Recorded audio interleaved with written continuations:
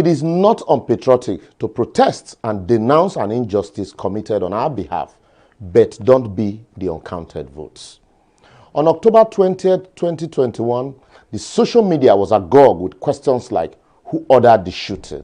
And slogans like, we can never forget, we shall not be silenced, all in commemoration of the 1-year anniversary of that Black Tuesday when soldiers opened fires on innocent protesters at the Lekki Toll Gate in Lagos, a gate I now refer to as the Gate of Blood.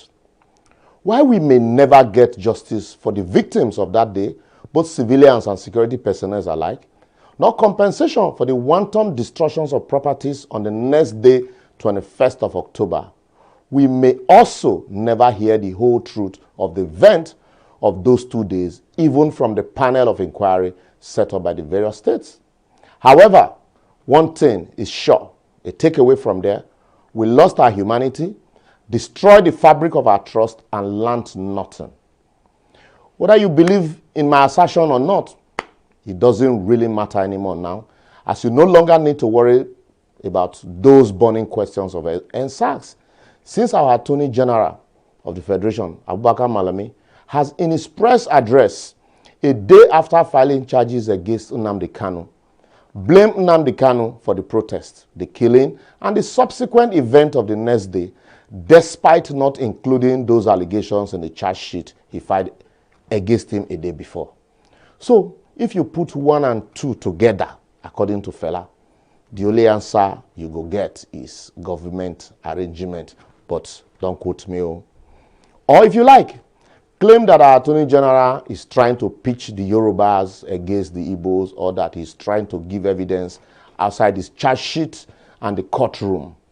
My hand no deal. You know, say in Nigeria, anything can happen. Anyway, time will tell. But remember, time will never tell if the elites in Nigeria keep abdicating their responsibility of participating in election through voting to the artisans, market women, Okada riders, and the everyday street people while they protest on Twitter, Instagram, and Facebook, shouting, votes don't count. If votes no they count, nobody will pay 2K or 5K to voters to buy their votes.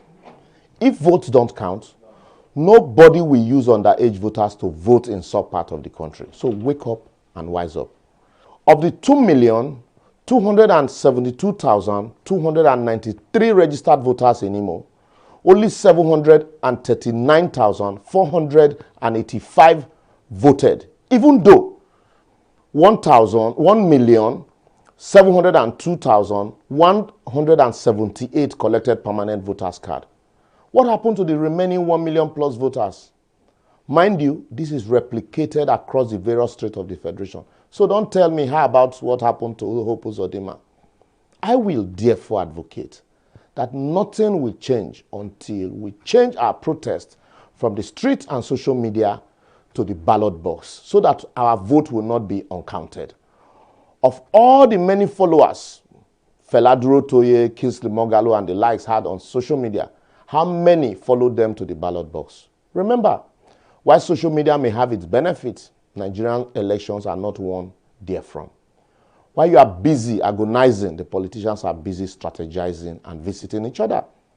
The day we understand that we cannot end SARS and bad leadership in Nigeria through street protests and social media alone, but through a system I called ballot box protests, by mobilizing and trooping out to the polling units the way we troop out to churches, mosques, retreat, revival, seminars, and Holy Ghost congresses, is the day we will realize that our votes they count, if only we stand together and stay strong.